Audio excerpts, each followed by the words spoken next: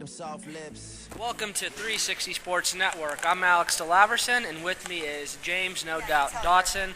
James, how you doing today, buddy? I'm doing all right, Alex. Ready for Crosby's return. How about you? I'm doing great. But in the meantime, let's talk some Pitt and Penn State football. Penn State coming off a big victory at Ohio State, the first win under the Tom Bradley era, possibly even his last win. So, regarding everything that's been going around the Penn State program the last few weeks, how is this team holding up? Are the expectations really the same, just like Tom Bradley's been saying all this time? There is absolutely nothing different right now, Alex. Everything is the exact same. The team is playing their hearts out. I talked to one of the backup quarterbacks immediately following all the scandals going into the Nebraska game, and he said that this team is more motivated than ever, and the real people to worry about are the Huskers. So this team knows what they're doing. They brought out the Wildcat to try to distract the team, another thing to worry about. They said they have even more tricks up their sleeves for Wisconsin next week, and I think that they're going to go and finish off what they are hoping to do, and that is to go and make it to Indianapolis and then put that Post-it note on that trophy to put Paterno's name back on it where they think it really belongs. You brought up an interesting thing, bringing up the Wildcat formation. That's something we haven't seen very much at all. Is that a Tom Bradley thing, or is that something that was a Joe Paterno thing? He didn't want to use it. Has there really been that big a difference since Tom Bradley took over head coaching duties? Well, that's what everybody would like to say, and they wouldn't be far from the truth to say that Tom Bradley joining in is the main reason why this is now happening. But according to Jay Paterno, the beginning of the year they looked at putting in a Wildcat with Bill Belton, another high school quarterback, transitioned to wideout. But he had academic issues, then injury issues. Curtis Drake also couldn't play for about the first 3 or 4 games. So because of all that, they just never got into it. And Jay Paterno said it best, though. When there was, back in 2000, Adam Talaferro against Ohio State was paralyzed on the field, carted off the field, and it was just a big distraction. Everybody's, heads were hanging. It was a tough thing to have to go through to see your teammate go off the field like that. And luckily, 11 years later, he's now a prominent lawyer, great inspiration in the handicap community. But the thing is that after that happened, Joe Paterno talked to the offense and said, you know what, we need something to help take our minds off of Adam. And they put in the shotgun offense. Kind of scary, only 10 years ago they put in a shotgun and now we're going to a Wildcat. But it was that little distraction that was make them able to move forward. And that's exactly what Jay did with this. You put in a Wildcat, a little wrinkle to keep everybody's mind fresh. And, who knows where they can go from here. I think a bright spot of this victory was the utilization of Curtis Drake. I know you've been a Curtis Drake fan for a long time now, and, you've been pulling out your hair because they really haven't been using his strengths. What should Penn State do? What should we expect out of Curtis Drake, should I say? Do you want him in a wide receiver role, a Wildcat role? What do you want? How do you want Penn State to use Curtis Drake? I want to see him have the ball in his hands. I mean, he's really like the Derek Williams of 3 or 4 years ago. He's someone who's a great receiver. We saw that early on with diving catches against Nebraska. But he's also a guy who's fast. We see that with the Wildcat. But someone who played quarterback in high school. I watched him in the state championship game his senior year, running all over the field. But not only that, I saw him throw a pass that went 60 yards in the air. And at that point is when they said he's going to Penn State to be a wide receiver. I said, all right, we got another guy to do a reverse pass every once in a while, that sort of thing. Every time I see Drake on the field, that's what I'm looking for. And they never did it until that Nebraska game and then now the Wildcat. So I'm pumped. I hope that they can keep doing this in the future. Well, since Bradley's taken over, we haven't seen really quarterback rotation. We've seen the Wildcat, but other than that, Rob Bolden's been, he hasn't been there. And then it's probably a good thing. I know a lot of people pulling their hair out the 2-quarterback system. It was kind of the consensus that Matt McGloin was the quarterback for this team, and I still think it is. In order for Penn State to beat Wisconsin, does McGloin need to maintain the team? Does he need to what does he have to do? Does he have to air it out, the rest of the game, or does he just kind of have to be a role player? You understand what I'm trying to ask you to be? Yeah, he can be the Roethlisberger type guy. That's what I'm trying to say, He can manage the game, and you know what? I think he's realized that's what you need to do. Last week against Ohio State was the first time that there was not an or on the depth chart for quarterbacks. It did not say Matt McGloin or Rob Bolden. It just said Matt McGloin. I think that in and of itself is going to help build the confidence level of this young walk-on. But the thing is, yeah, moving forward, he doesn't need to go out and throw 5 touchdown passes because honestly, it's probably not going to happen. But when he knows that he can get into a rhythm, he's not going to lose his spot. He doesn't have to worry about this quarterback coming behind him. He can go line up at wide receiver, and we know he can catch a ball. We saw that from Curtis Drake. I mean, he's had good games. Look at the Northwestern game. That was probably his best game. I mean, if that Matt McGloin comes to play, I think they can beat Wisconsin. Oh, I think even if Matt McGloin just doesn't turn the ball over and runs the system, gives it to Silas Red, gives it to Stephon Green, let Belton and Drake run some Wildcat, he doesn't have to throw 5 touchdowns. Even if he doesn't throw any touchdowns, if he can just hang on to the ball, Penn State has a great chance against Wisconsin, I think, especially with the defense playing the way it is. Okay. For Penn State, what are the keys to victory? The keys to victory are not turning the ball over. The defense is going to be able to contain Russell Wilson enough that all they got to do is, if they can contain him, keep it around 20 points, their offense is going to do enough and control the game, control the clock enough that you're not going to have to worry about the Russell Wilson and Monty Ball effect. Now, that being said, though, you still need to have a good defensive output for that to happen. So you got to look for big games from Nate Stupar, Devin Still on the defensive end for Penn State to have a chance. And then they said they have tricks up their sleeves. I'm waiting for it. Well, at the beginning of this year, not a lot was expected out of Penn State. People were saying, 7-win season, 8-win season, that's okay. But of course, for Penn State standards, that's pretty mediocre. They're at 9 wins right now. They're going to have at least 2 more games with Wisconsin, and they'll go to a bowl game, and potentially 3 if they win next week. In my book, if they can get to 10 wins, especially with everything that's going on and what the expectations were at the beginning of the year, this has been a successful season, a pleasant surprise. In your book, in your eyes, for this season to be considered a success, does Penn State need to win 1 more game, 2 more games, or do you still think no matter what happens, they've had a successful season? I'd love to say, Alex, that I'd want to see at least 2 more wins, because that way they're guaranteed to make the Big Ten Championship game, which would be nice. First year to be there. It'd be nice to say a successful year is only if you win the Big Ten title, and I'm cool with that too. But like you said, with everything that's going on, with the actual level of talent that this team has, especially with the issues they've had, I mean, look at their games. They haven't won pretty. They've won by single digits, I think, all but one of their conference games. And I've been saying it all year. A win is a win is a win. And I'll tell you what, for me, 1 more win, getting the double-digit wins, any double-digit win year, you got to be happy with. So I'm looking for 1 more win, and hopefully it comes this week against Wisconsin, because that would be huge. Yeah, I pretty much agree with you. I mean, it's incredible how some people, it's almost like they'd rather lose pretty than win ugly. If they get 10 wins, double-digit wins in the season, doesn't matter who they beat, 10 wins is 10 wins. Me being a Pitt guy, I can respect 10 wins because, that does not happen very often. Last time they happened, we got rid of the coach. So, get 1 more win for Penn State, 1 more win for the program. And one last thing before we transition to Pitt. Who is Penn State's next head coach? Who do you want to be who do you want to take head coaching duties? Does Tom Bradley keep his job? If Tom Bradley can get 1 or 2 more wins, I think he's got a great shot at keeping his job. If Penn State stays within house, that's the only person that they should even consider thinking. That being said, with everything that's happened these last couple weeks, I don't think they stay in house. I think they're going to clean the house and make it a White House again. And if that's the case, I think one of the top people to look at, you got to look at Pat Fitzgerald from Northwestern, but I think the top guy to look at right now is Tony Dungy, former coach of the Indianapolis Colts. I hear his name coming up a lot.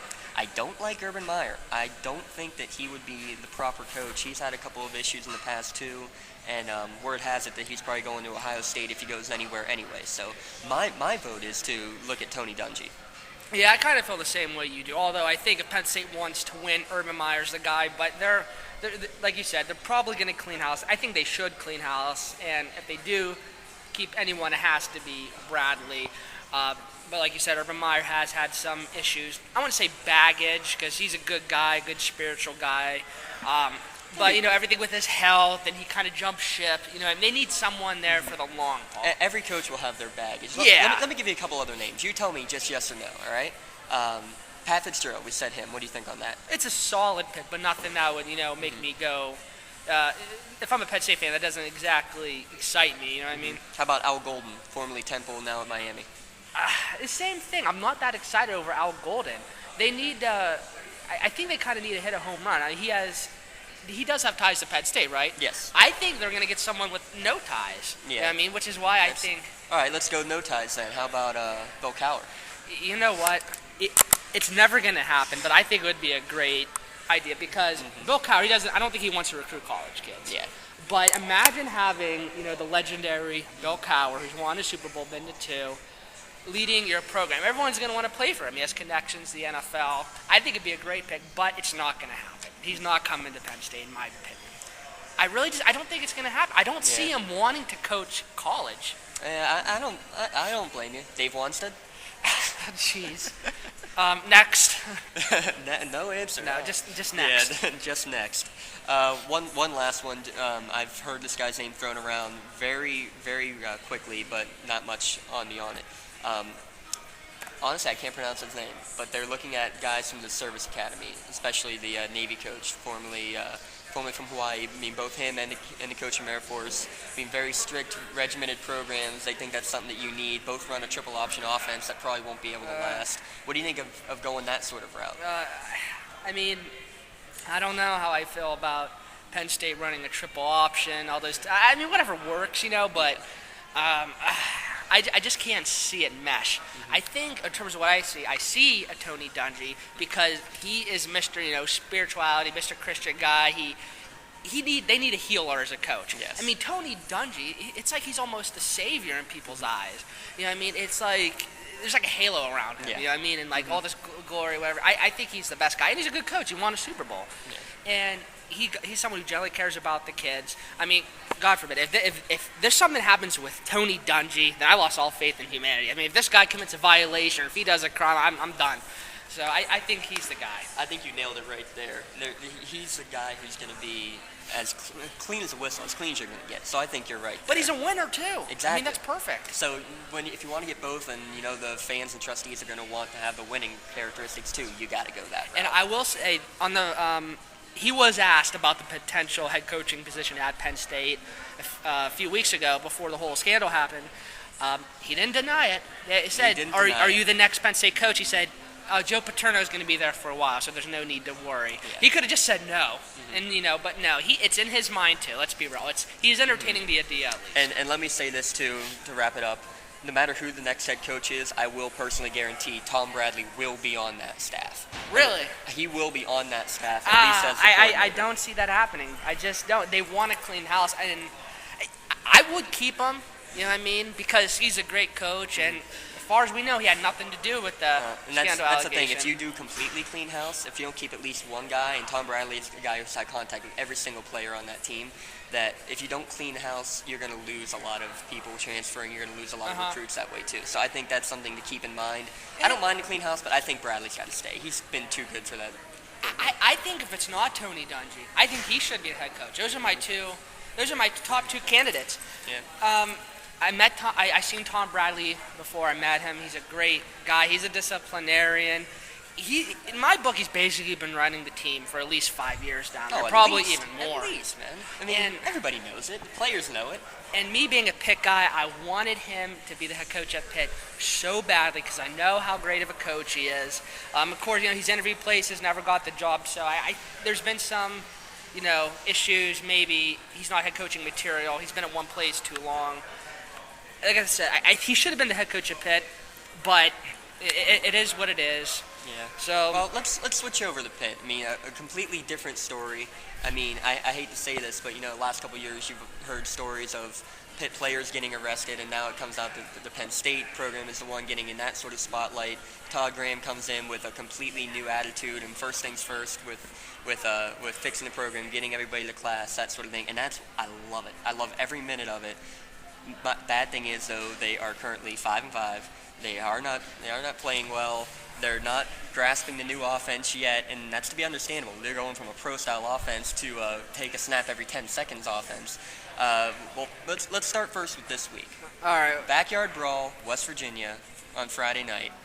What are the chances? I mean, Big East, you can't say it's a down year, or you can't not say it's a down year with no teams in the top 25, and I think all but 2 teams in the conference are within a game of first place. So what do you see first for this week down in Morgantown? The Big East, first of all, is it's a garbage conference. I mean, I can honestly say that.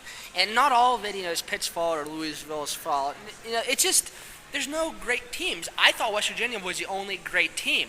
They're not even that good this year. I mean, they'll probably beat Pitt and probably beat them good because I don't see Pitt's defense stopping their high-octane offense.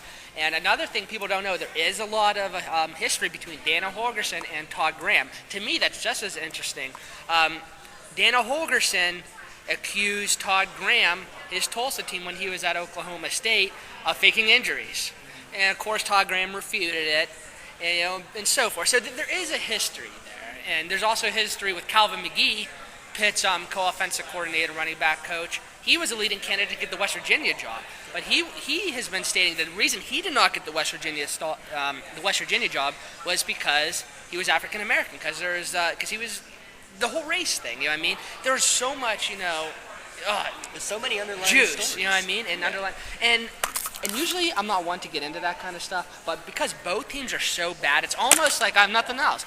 Pitt's not winning the Big East. They were not going to win the Big East this year. I've been telling people that. People thought I was crazy. People thought they were going to have a 9-10 win season. How can you have a 9-10 win season when you're implementing such a dynamic, extraordinary, awesome change? There's a difference between being a pro-style offense, handing it off first, second down, throwing to the tight end or whoever on third down, to not having a single snap under center, shotgun all the time, and high octane, which has been highly disappointing. I mean, they are where I thought they would be, basically. I thought at the beginning of the year, 6 wins, 7 wins, and to me, it's kind of like, that's fine. They're having transition. I'm not that I wouldn't be that disappointed. But another thing is, Pitt's been in close games with their losses. They only lost by a few points to Cincinnati. Utah was a close game. Iowa, that disaster when they lost by 3. They were down. They were up 3 touchdowns, and Iowa came back. So it's very hit and miss. Yeah. I don't think, and I know I'm ranting, and I know I'm going on. And trust me, I know. You know what? We're used to the rants. We've had plenty of reason to rant this year, man. We've had plenty of reason to rant.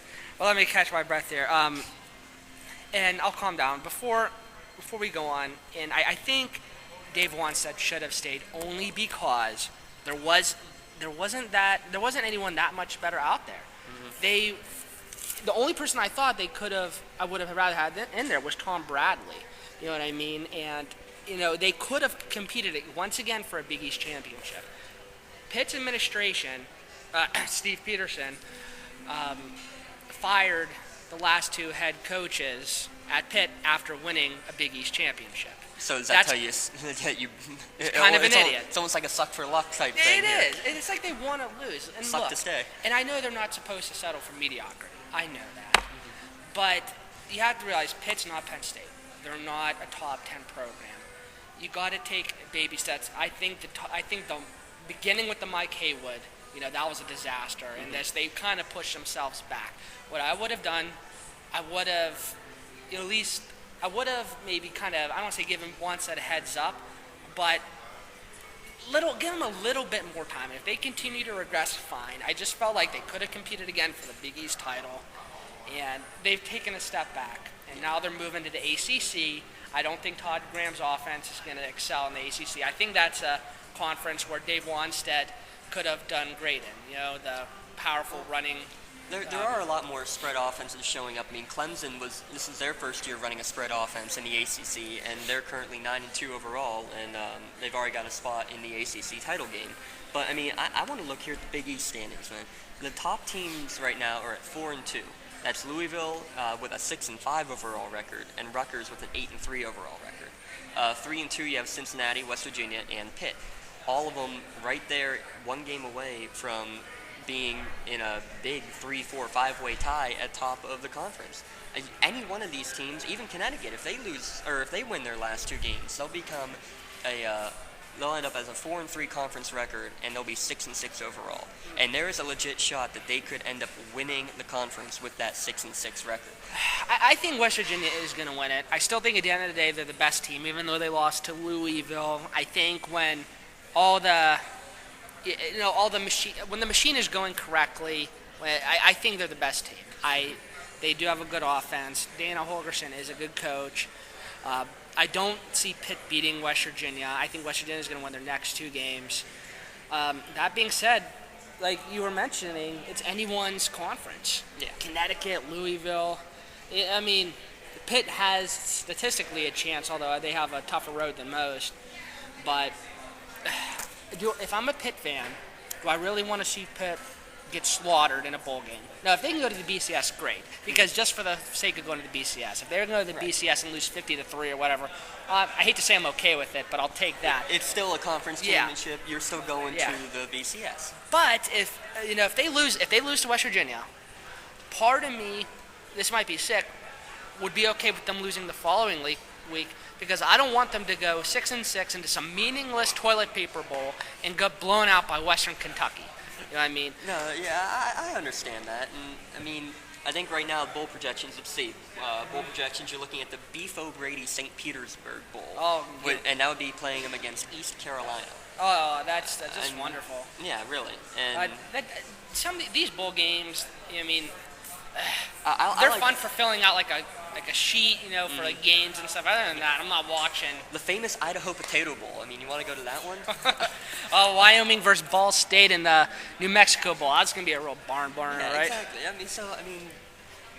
That brings up a whole other topic that we're not going to get into the bowl playoff I don't mean to branch off, but let me ask you this though: not having Ray Graham, how much of a difference is that going to make this week? I mean, we saw in one of their last games. It was the game that Ray Graham got hurt, that they had to completely switch around their offense, and what happened was they ended up throwing screen passes all game, and Sinceri did really well. He ended up with almost 400 yards passing. They can do, I don't want to say they can do fine without Ray Graham, but they can hold their own. They beat Connecticut without him, Louisville, Zach Brown, the Wisconsin transfer, has been filling in pretty nicely. But it's not where House was with Graham. You're trying to give the ball to him, 75% of the time. Now, like you said, it's kind of been more passing-oriented. It depends on which Tino Sinceri shows up to play. I mean, he can be disastrous, and he can be pretty good. So this team, it's just so inconsistent. They can hold their own without Graham if Tino Sinceri plays okay. Now, do you see them pulling a Penn State and going a lot more Wildcat this week? Well, Ronald Jones has been running that mostly, you know what I mean? I think this is a game where they're going to just have to find a way to actually be high octane. They really haven't been greatly high octane since the South Florida game. They're going to have to find a way to move the chains and put points on the board. They're going to have to pull out the Wildcat. They should pull out the Wildcat. A lot of Trey Anderson?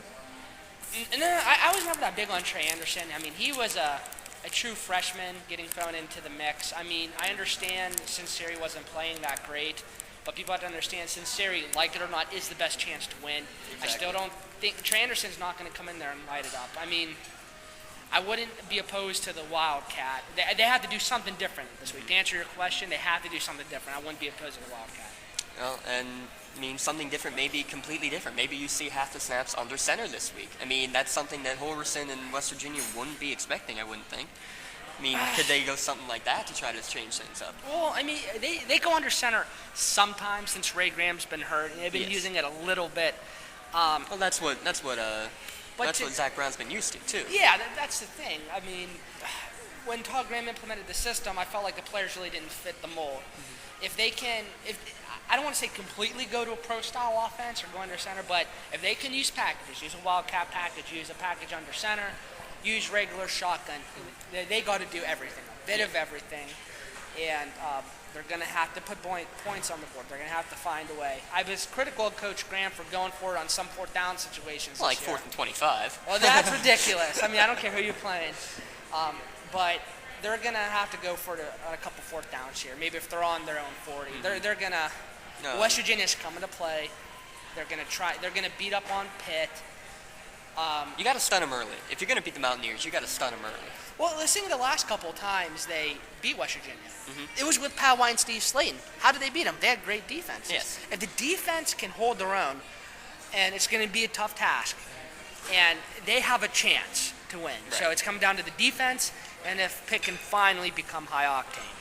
And what I noticed with this Pitt defense is that they do well early in the game, but then I think it's because they're not used to the high-octane offense, putting them back on the field so quickly that they're worn out by the end of the game. I mean, they gave up how many points at the end to Maine to make that a close game? They gave up a couple late touchdowns to Buffalo early in the game. Obviously, the comeback by Iowa. So I think that, even if you get into that high octane, snap it every 15 seconds. No, don't snap it after 15 seconds. Get lined up. Don't let them change. Then run the play clock down a little bit. Give your defense some time to rest, because otherwise you're not going to be able to keep up on defense. Yeah, I mean, I'm not opposed to putting down the hammer and scoring 60-some points, but like you said, if you're having incomplete passes and you're stopping the clock and you want to snap the ball every 10 seconds, and what's the point? Yeah. You know what I mean? I wouldn't be opposed to, get it down to 10 seconds and do something. You could still be high octane and chew off the clock. You know what I mean? And you need to. You need to give your defense time, especially when you're playing such a fast offense like West Virginia has right now. And I mean, when your quarterback, God, I'm looking at his stats right now. Cincinnati's got just over 2,000 yards. I think he had 400 of those in one game. Zach Brown's starting to creep up the charts with Ray Graham out, but there's no real, devastating receiving threat either. I mean, Devin Street's top and Mike Shanahan's up there too, but neither one is really that big, deep threat that you can do anything there either. You got to be able to spread it around, give everybody some touches. Well, you hit the nail on the head. That's been a thing. That this has not been a big topic when talking about Pitt football, but to me, this is just as big an issue. These receivers have to find a way to get open. These guys are talented. But Sanseri cannot complete a pass if these guys aren't getting open. And I know the camera doesn't focus on the wide receivers necessarily as much. But, the Togram has been quoted as saying, receiver, you need to get off the line a little bit. You need to get some separation. So this offense is a system. It's not where you just have one player doing everything. I think that was with Ray Graham. I think he kind of shifted that system a little bit. I'm carrying the rock 75 times. Now it's truly a machine. Now you have to be disciplined. You got to execute. And if all things go according to plan, they can't put up 50 points this Thursday or Friday. Let's wrap it up. What does Pitt need to do to get this victory? What's the one thing that needs to happen? They got to keep West Virginia under 30 points. And I know that's kind of an umbrella statement, you know what I mean? But it's honestly the truth. I don't think they can score out. I don't think they will score out West Virginia. But they can if high octane really comes out to play and if the defense shows up to play. So the defense has to hold them under 30 points. Tino Sinceri has to show up the way he did with South Florida. Those are the two main things. And the third thing is you're going to have to go for it sometimes. You're going to have to take risks because at this point in the season, I know you're technically still in the Big East race, but really you're not. Even if you win the next two games, you got to do something. So those three components. I can agree with all those, and it will be tough. You're trying to hold the 16th best scoring offense in the country, trying to hold them under 30 points, but you're exactly right. That's what you need to do to be able to win this game. And I think Sinceri, same as with McGloin and Penn State, if he doesn't turn the ball over, you got a great chance to win. So, get the ball to your playmakers and hang on to the ball when it's your turn to hang on to the ball. Russell Shelf, if you're out there, we need you next year, buddy. All right? Don't commit to anywhere else. Yeah, don't be decommitting on us. We had enough of those. Terrell Pryor. Hey, you're talking about Penn State? No, I'm kidding. Well, that about wraps it up here for the quick Pitt and Penn State recap here. I'm James Dodson here with Alex DeLaverson from the Crane Room here in Newcastle. Have a pleasant evening.